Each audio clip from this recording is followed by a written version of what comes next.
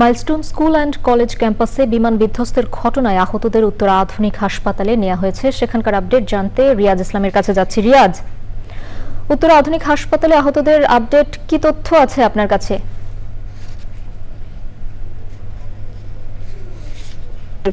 এখানে হতাহত মানুষের সংখ্যা আসলে বাড়ছে। কিছুক্ষণ পর পরে এখানে অ্যাম্বুলেন্স আসছে এবং সেখানে বিভিন্ন হাসপাতালে ভর্তি করা হচ্ছে আহতদের। এর মধ্যে আমি রয়েছি উত্তরা আধুনিক মেডিকেল কলেজ হাসপাতালের সামনে। সেখানে 60 জন এখন পর্যন্ত ভর্তি হয়েছে, তার মধ্যে একজন নিহতের খবর আমরা পেয়েছি এবং এখানে আহ যাদের অভিভাবক রয়েছেন আহত এবং তারা কিন্তু এখানে আসছে এবং তাদের সন্তানদের খোঁজার চেষ্টা করছে, আমরা দেখতে পেয়েছি।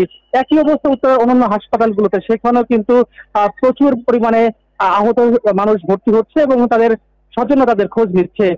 এখান থেকে যারা বেশি আহত তাদের ঢাকা মেডিকেল কলেজ হাসপাতাল এবং বান ইউনিট সহ অন্যান্য হাসপাতালে ভর্তি করা হচ্ছে। তবে যাদের কম আহত রয়েছেন তাদের এখানে সেবা দেওয়া হচ্ছে বলে আমরা দেখতে পেয়েছি।